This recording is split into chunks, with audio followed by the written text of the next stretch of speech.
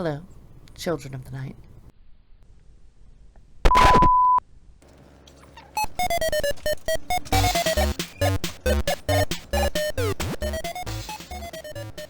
Hello, children of the night. Let's talk about the Ray Bradbury Theater.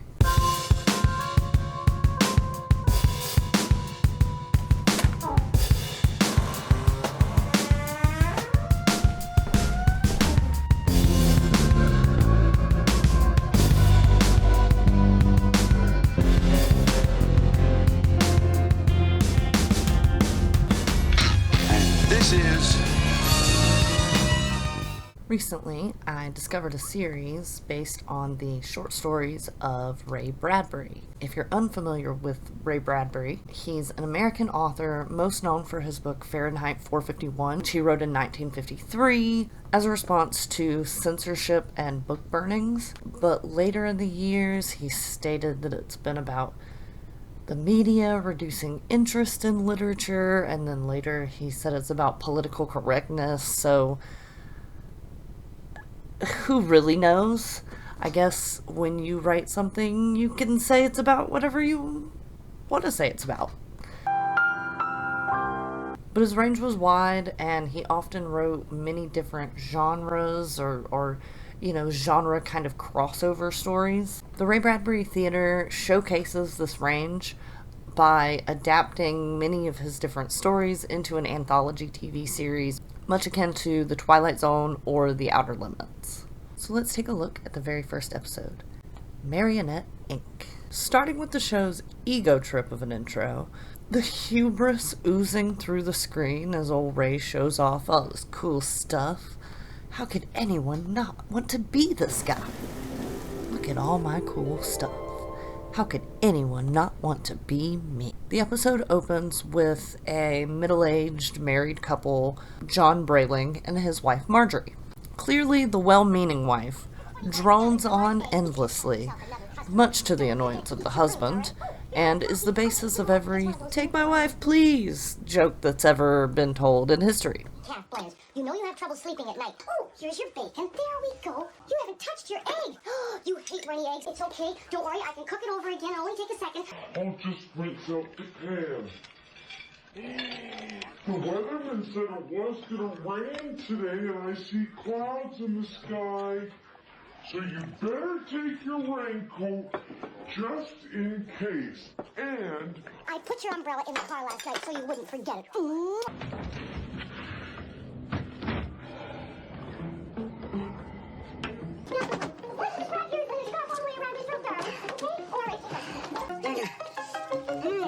Yes, Marjorie. There's Marjorie. Don't forget to call your sister in Iowa. She's talking about coming out this summer with you. Now look out for that car. Slow down. John, what would you do without me? And honestly, I really kind of sympathized with the wife for a while, just because it seems like she really loves him and is just concerned and means really well, up until this moment. There is that new bug going around, so you keep yourself bundled up, okay? And don't eat any spicy foods at lunch because you know they do give you heartburn. I mean, at this point now I understand his annoyance. The husband, after escaping his horrific wife who just loves him too much, finally makes it to work, where his computer starts booting up some unknown program called Marionette, Inc. that seems to know every detail about his entire life. It lists off, weight, the fact that he's balding, medical conditions he has, his age, pretty much every detail about this guy's life is just scrolling through his computer screen, and also just literally reading it out loud, so everyone around him can hear all of the very interesting details. Blood type, RH negative. Cause item, uses prescribed medication, Senegal, frequent user of aspirin, occasionally uses Valium. Marital status. Throughout the day, he continues to discover Marionette Inc. business cards everywhere he goes. The newspaper stands, going out to lunch, just every time he turns around there's a card. And he never sees anyone, But there's just always a card from Marionette Inc. and he can't quite figure it out. And the program virus thing that's on his computer begins to negatively affect his work. Marionette Incorporated. It's just a little joke. Why don't we arrange another time for you to come back in once you have the bugs worked out? Annoyed by this mysterious business apparently stalking him, he meets his friend at a bar. He explains the situation to his friend and shows him the enigmatic program on his computer and the business card. His friend, intrigued and concerned, suggests that he goes and investigates the company at the source. And in the next scene, we're immediately at Marionette Inc. I'm not entirely sure how he does this. The only information is on the card, and as far as I can see, it just has like a company name and slogan. So where'd he get an address? I don't know. I guess it doesn't really matter in the grand scheme of things. Met by an empty factory, John walks around for a bit. Just as he starts to get creeped out, from the shadows emerges, that's right, Leslie Nielsen.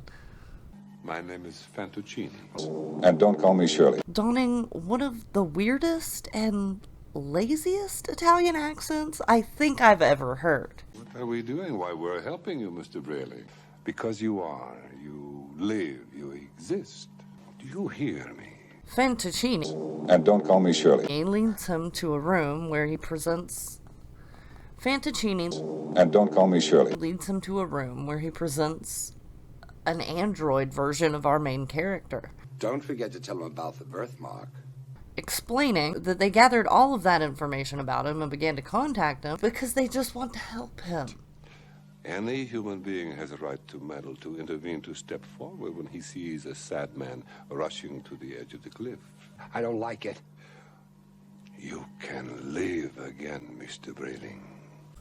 It'll only cost him every penny in his bank account.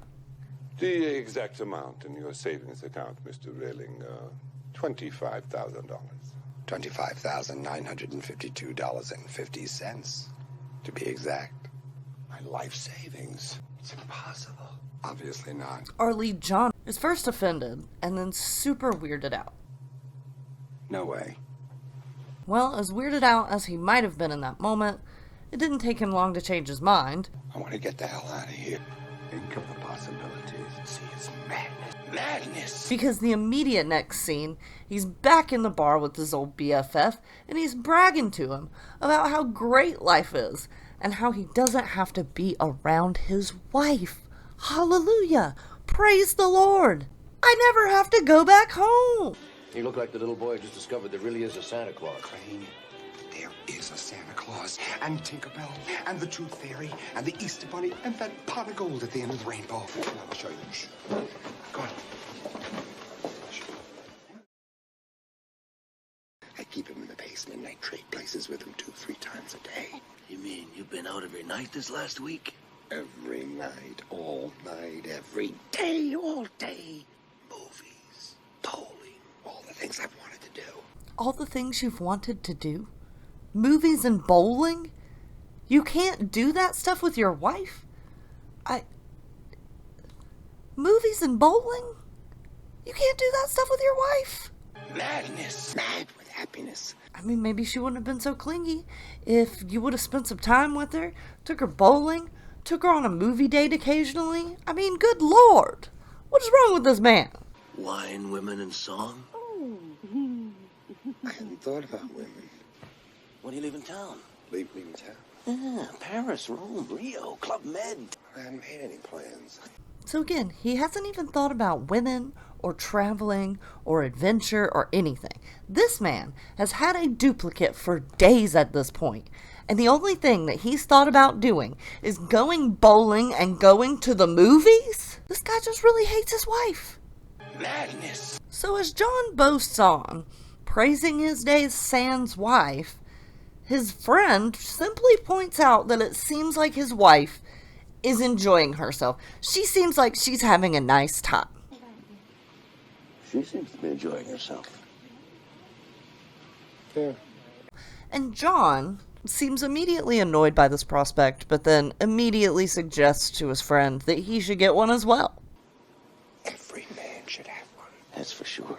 From here, we see his friend return home and check his savings account while his wife peacefully sleeps on the couch. He panics as soon as he sees that their $20,000 in savings has been reduced to a big fat zero. What? Ironically, he then becomes angry that his wife has apparently spent all of their money. $20,000. What have you done? And you know, honestly, this episode doesn't really make the men in it look great. This guy's pissed that his wife did exactly what he was about to do, and frankly,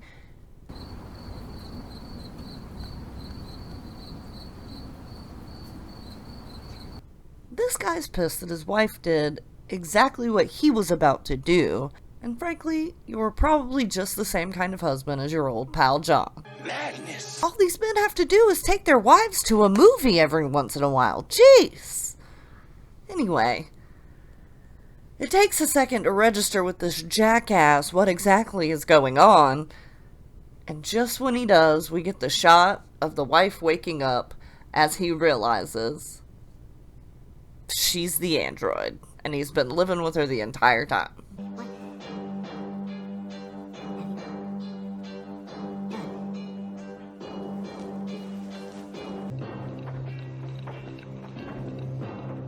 So now we're back with the main jackass of this story, John Brayling, where he has now become completely jealous of his robot counterpart.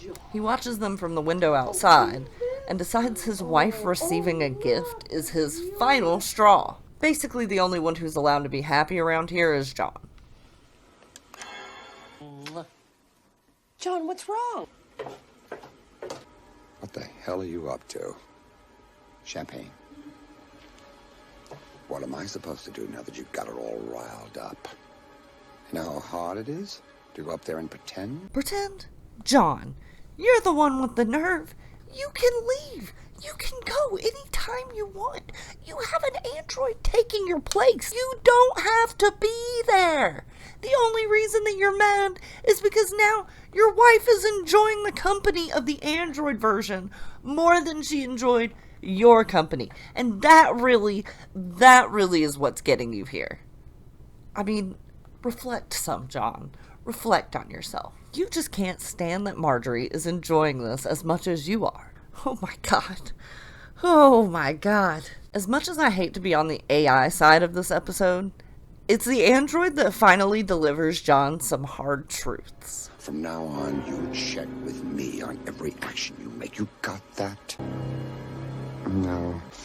I've been watching you and your wife very carefully. At first, I sympathized with you, your reason for buying me, your motive. But then that was before I really got to know your wife. We've been doing a lot of talking while you're away, doing whatever it is you do. Talking about what? All the things you should have talked about a long time ago. The way you changed. How cold you've grown. Always busy at work.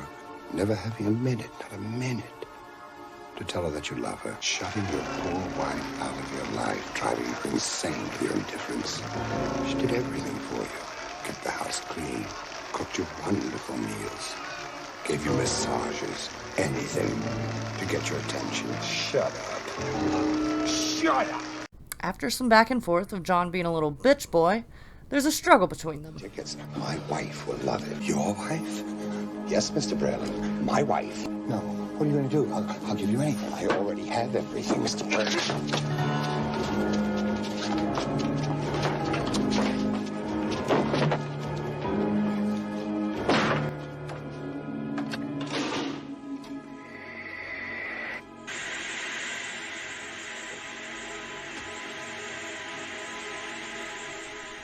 One gets trapped in an android crate thing, and the other emerges upstairs victorious. It's immediately clear which one made it upstairs, because he's nice to Marjorie.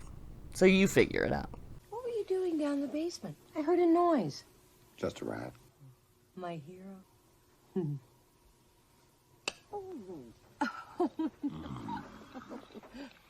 Oh, John.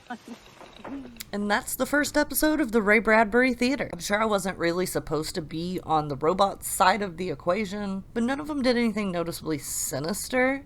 John would have been fine if he would have just left his wife to be happy with his robot self. One could argue that the friend's wife could have done something after she woke up, but we never saw any of that, so there was no reason to conclude that something negative happened other than him just realizing that he'd been duped. I'm not really sure what the lesson is here. Could we all watch out for robot versions of ourselves?